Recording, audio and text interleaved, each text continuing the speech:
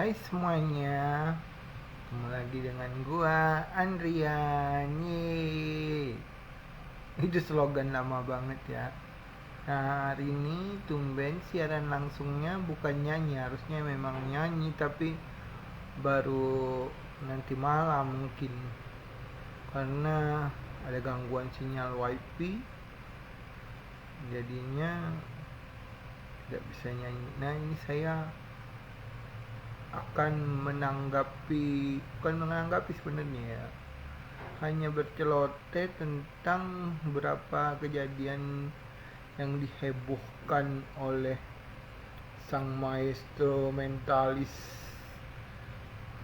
terkenal, yaitu Deddy Corbuzier atau Deodatus Deddy Cahyadi nama di aktenya.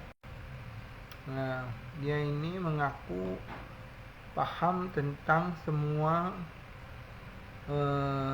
ilmu kedokteran dan paham tentang sumpah dokter.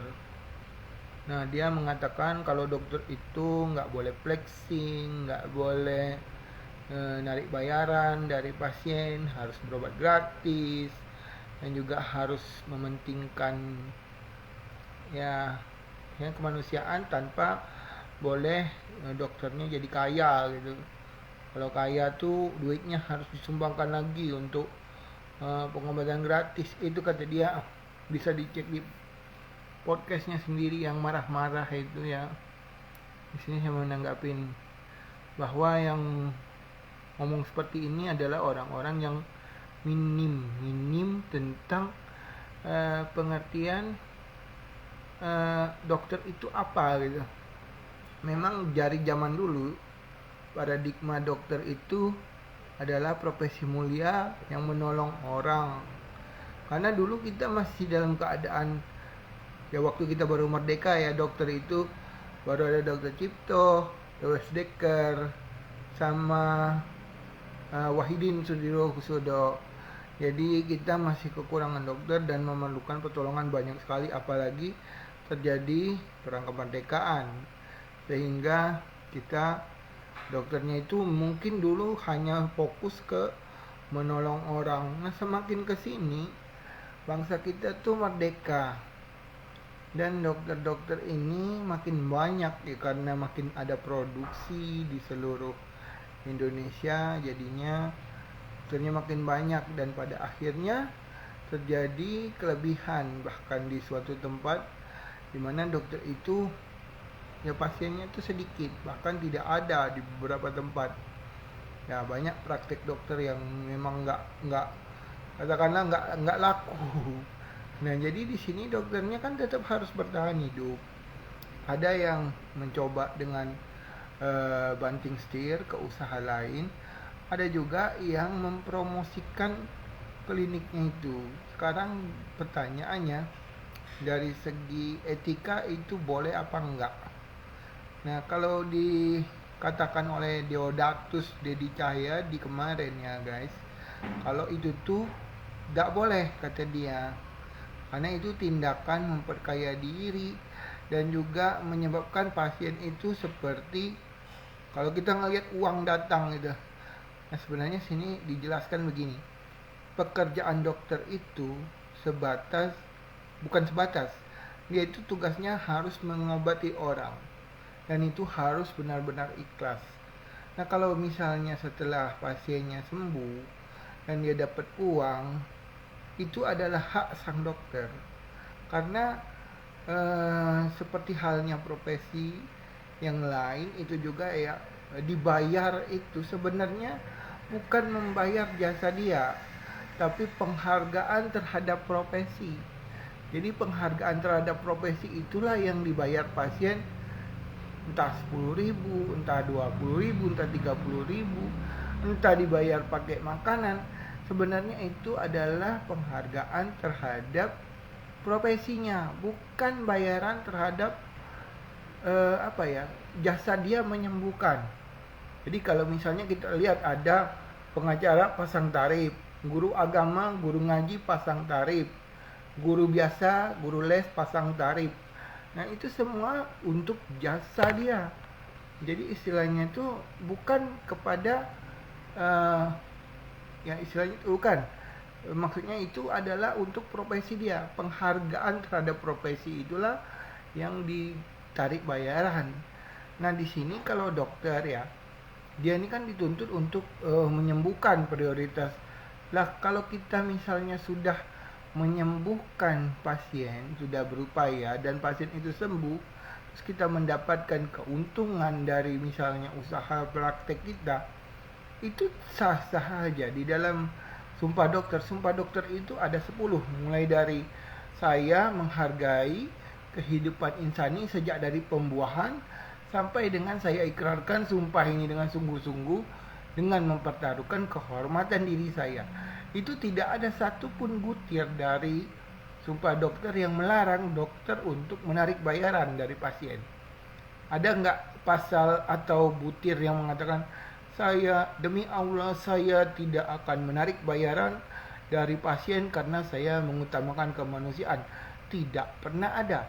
Yang diatur di dalam sumpah dokter adalah jangan malpraktek, jangan mengejek sejawat, jangan juga kita melakukan ya sekongkol dengan orang-orang tertentu misalnya untuk melakukan aborsi, dibayar dan lain-lain. Tapi kalau untuk bayaran di dalam sumpah dokter, walaupun di etika kedokteran juga, itu tidak dibahas berapa besaran maksimal yang dibayar oleh pasien yang boleh diterima dokter. Artinya setiap dokter itu punya hak untuk mendapatkan uang sebanyak-banyaknya, bahkan dari profesi dia. Nggak mesti seorang dokter, kalau mau kaya jangan pakai ilmu kedokteran. Jadi pakai ilmu apa? Apakah dia mau jadi sopir angkot? Ya kalau misalnya dia punya mobil, kalau dokternya nggak punya mobil, cuma punya otak, dia cuma bisa ngobatin orang.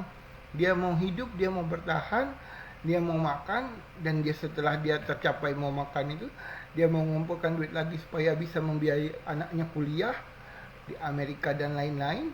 Ya tentunya dia akan mengumpulkan duit dan menjadi kaya.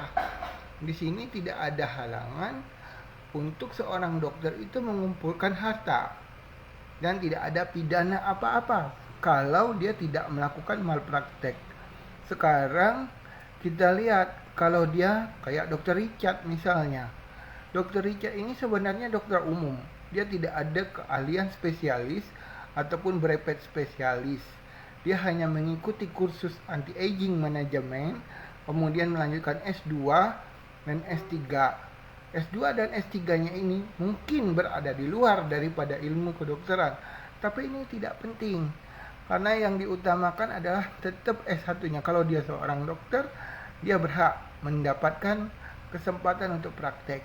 Apalagi kalau misalnya dia sudah mengambil kursus anti-aging manajemen. Nah, itu berarti dia berhak jadi dokter kecantikan. Beberapa teman saya, baik laki-laki dan perempuan, itu juga mengambil AAM itu. Jadi itu bisa berpraktek sebagai dokter kecantikan tanpa harus menjadi spesialis kulit dan kelamin. Jadi dia yang dilakukan Dr. Richard sekarang, dia bukan cuma mengobatin, dia bikin klinik, dia menjalankan usaha bidang estetik, dan juga dia membuat krim kosmetik dengan tujuan untuk memulihkan ya kerutan-kerutan misalnya dengan bahan-bahan yang diyakininya aman, selagi dia mendaftarkan itu di BPOM dan memang tidak ada kandungan kimia yang mengatakan kalau kosmetiknya itu mengandung ya misalnya seperti hidrokinon ya kan, itu berarti dia bisa menjual itu. Kalau dia mendapatkan keuntungan ya baik dengan jualan resmi ataupun di kliniknya ataupun dengan live di TikTok, itu saya rasa itu benar-benar tidak masalah atau tidak bisa dituntut. Karena apa? Karena itu bisnis ini selagi dia dibolehkan oleh negara sesuai dengan ketentuan yang berlaku, mau dia dokter, mau dia bidang lain, ekonom, hukum, yang guru, yang segala macam. Ya kalau dia berbisnis itu tidak pernah dinyatakan bersalah. Terus di sini saudara Deddy Kombuzer mengatakan dokter itu tidak boleh pamer, tidak boleh ini. Sebenarnya kalau yang pamer itu ya bukan cuma dokter yang nggak boleh, seluruh orang nggak boleh pamer. Emang kalau Deddy Corbuzier boleh pamer gitu? Soalnya Deddy Corbuzier beli mobil pamer boleh gitu, giliran Dokter Richard nggak boleh. Ya kan salah juga. Jadi itu ada maksud waktu itu dia pamer rumahnya itu karena dia tersinggung dengan pengacaranya Rasman Nasution. Nah, Rasman ini pernah bilang kalau rumah Dr. Richard itu jelek.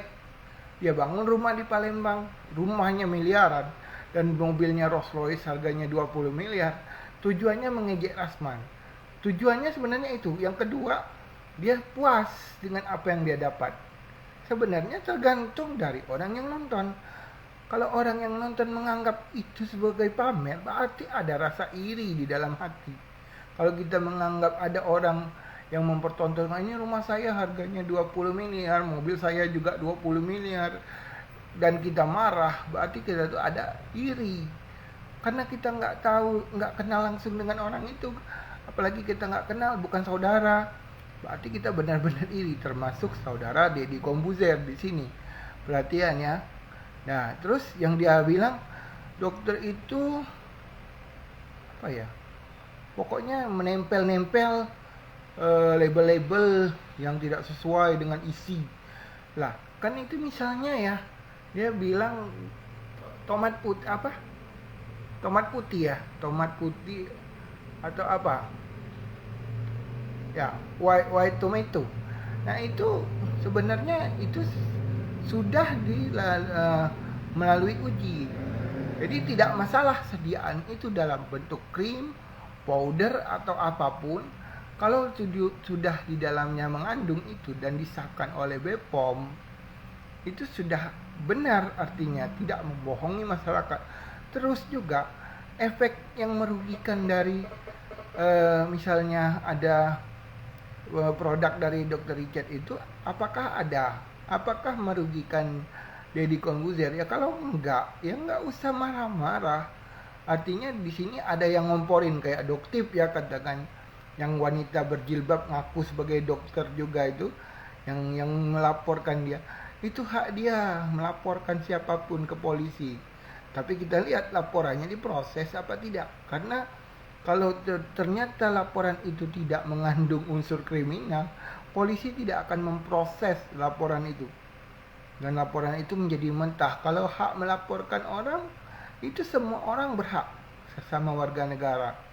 Karena kita semua dianggap sama rata di dalam hukum dan pemerintahan. Jadi orang nggak puas silahkan lapor ke polisi. Laporkan siapapun yang kalian mau laporkan.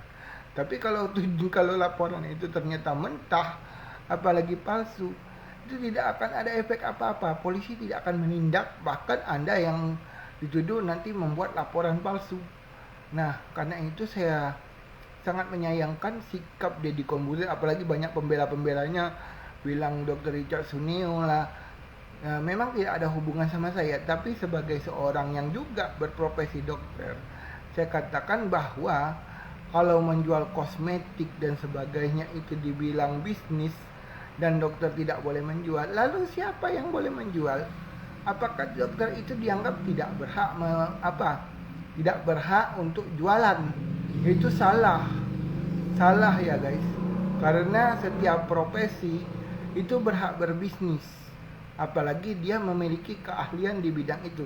Lain halnya kalau dokter jualan kayu, kayak misalnya Jokowi, tukang kayu jualan obat, nggak bisa juga. Nah, harus sesuai dengan profesi. Ada nggak hak dia untuk jualan itu? Kalau misalnya ada, kenapa tidak boleh? Apalagi dia menyembuhkan masyarakat. Kalau misalnya masyarakat dengan efek yang ditimbulkan dari situ bagus, itu tidak salah sama sekali. Nah, ini kejadian sama kayak Dokter Terawan ya. Sebenarnya Dokter Terawan menemukan metode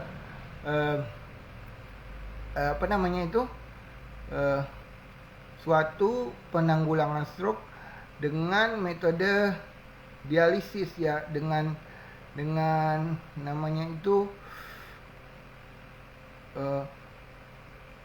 lupa saya. Nah, itu pokoknya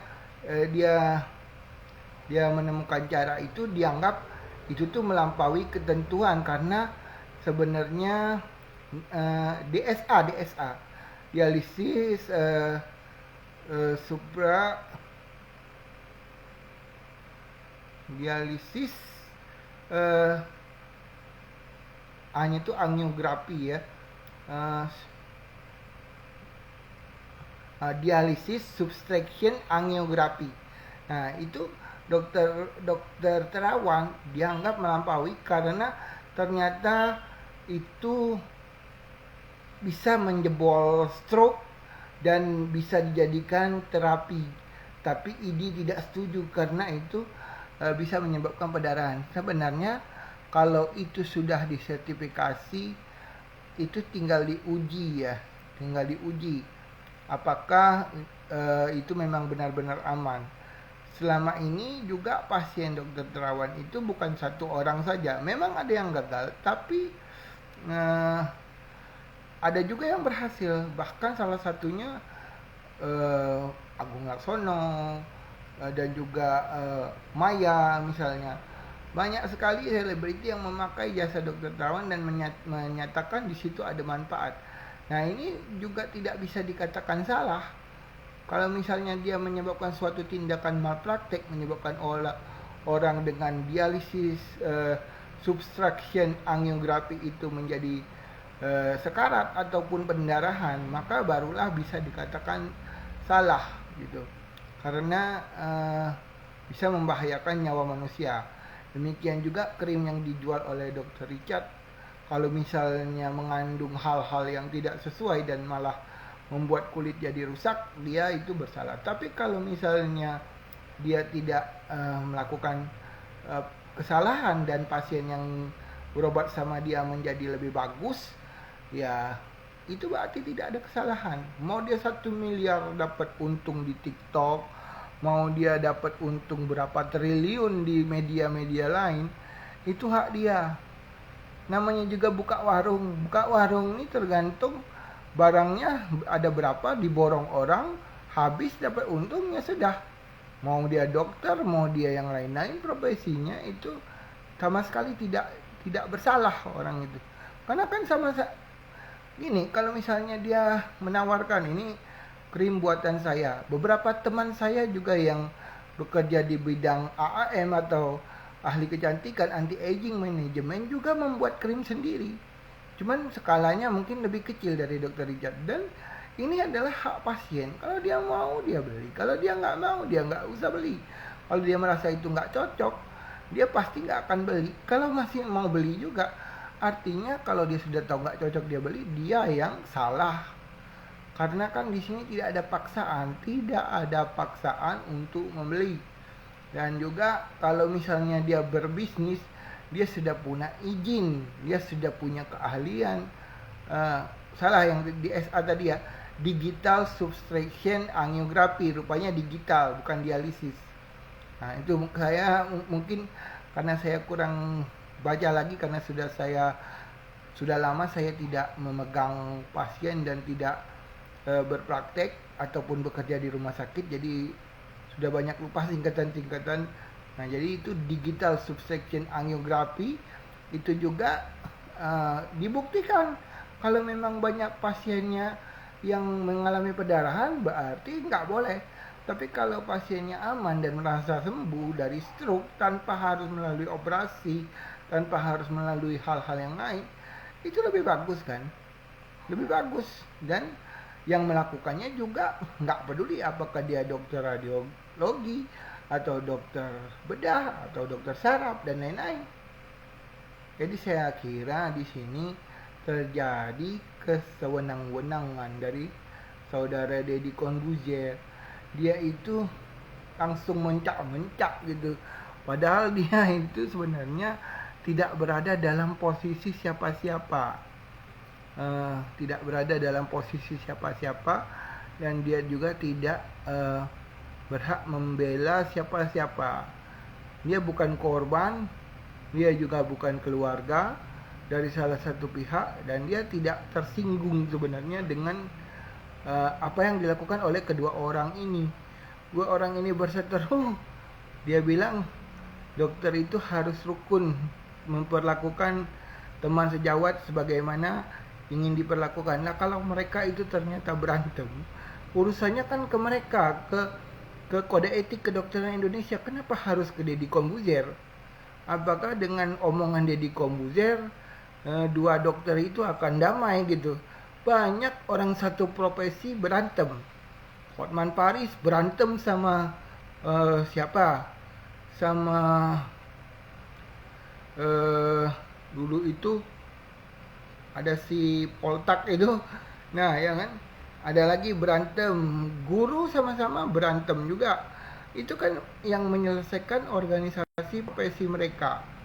Itu. Jadi bukan seorang Deddy Corbuzier. Jadi saya himbau di sini, mudah-mudahan kalau YouTube ini banyak ditonton nantinya, tolong sampaikan ke Deddy Corbuzier selaku public figure yang netral dan sudah memiliki nama baik, apalagi kaya raya, janganlah mencemari diri Anda dengan perkataan-perkataan yang tidak atau bukan merupakan wilayah Anda.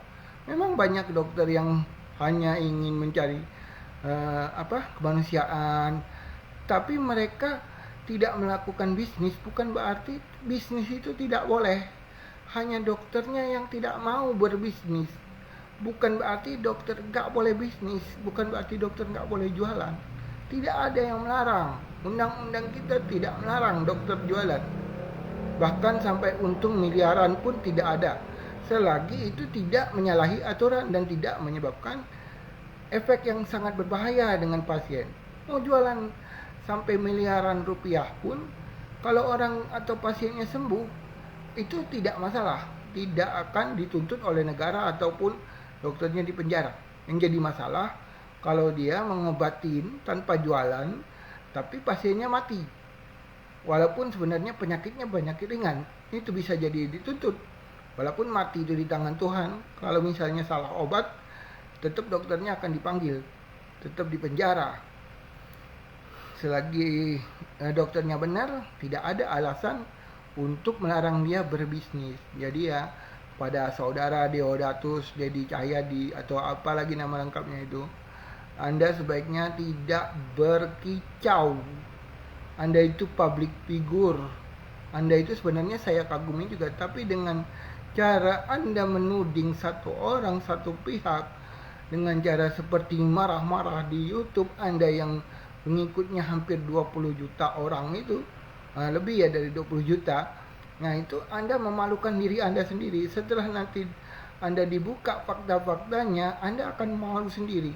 Dokter-dokter yang Anda sebutkan kemungkinan memang tidak punya jiwa bisnis. Jadi mereka tidak menarik bayaran lebih dengan pasien. Mereka tidak akan menumpuk uang. Mungkin mereka ada usaha lain di luar dari kedokteran. Tapi kalau misalnya yang kita punya cuman keahlian kedokteran dan itu mendatangkan hasil yang banyak duitnya, kenapa tidak? Selagi kita bisa menolong orang dengan baik, kita dapat untung miliaran, itu tidak pernah salah. Karena yang penting di sini dokter itu tetap menyembuhkan orang ya, walaupun perantara dari Tuhan katakanlah, tapi dia tetap menyembuhkan pasien. Pasiennya senang, kulitnya bagus, dan selain terima kasih, pasiennya membayar, membeli produk kita, dan itu produk tidak berbahaya, sudah di BPOM kan, dan kita tidak pernah bisa dituntut oleh yang namanya hukum, karena kita tidak menyalahi, semua prosedur sudah dilalui. Karena setiap orang, siapapun yang berbisnis, tetap harus mematuhi ketentuan yang sudah berlaku. Mengenai masalah flexing, siapapun tidak boleh flexing, tidak boleh sombong, tidak boleh pamer. Tapi kalau Dr. Richard pamer atau tidak, itu tergantung siapa yang nonton. Dia mengejek Rasman yang merasa Deddy Corbuzier, berarti Deddy Corbuzier yang iri dengan Dr. Richard Lee. Nah, itu kan berarti kan Rasmannya aja ketawa-tawa. Alhamdulillah kata dia.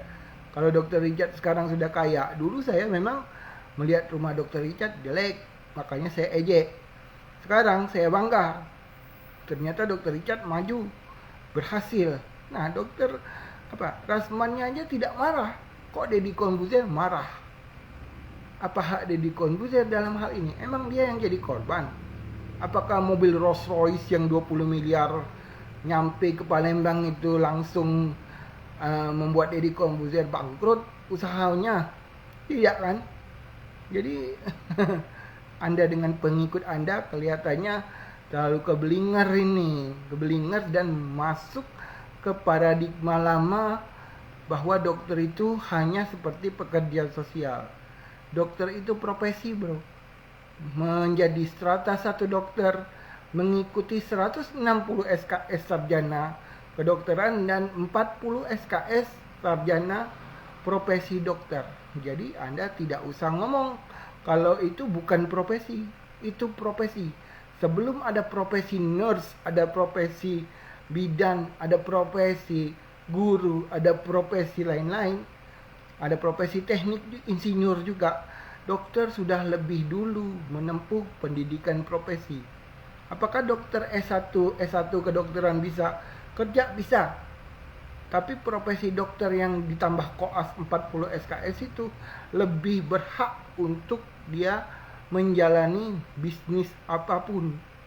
Jadi tidak bisa Anda melarang dokter untuk berbisnis, apalagi sampai menimbulkan uang yang banyak, menjadi kaya raya seperti Dr. Richard, memiliki apartemen senilai puluhan miliar, mobil Rolls Royce 20 miliar, rumah di Palembang yang harga ratusan miliar. Itu Anda tidak berhak untuk mengomentarinya selagi dia tidak menyebabkan kematian orang ataupun kerusakan dari anggota tubuh orang. Anda tidak berhak untuk mengejeknya. Sumpah dokter yang Anda katakan dilanggar sama sekali tidak ada. Oke, demikian. Semoga kalau video ini tayang di YouTube akan segera saya upload ya. Kalau saya tayangkan dan didengar oleh Deddy Corbuzier dan kerucut-kerucutnya, semoga dipertimbangkan untuk berubah. Kalau perlu Anda saya ceramahin.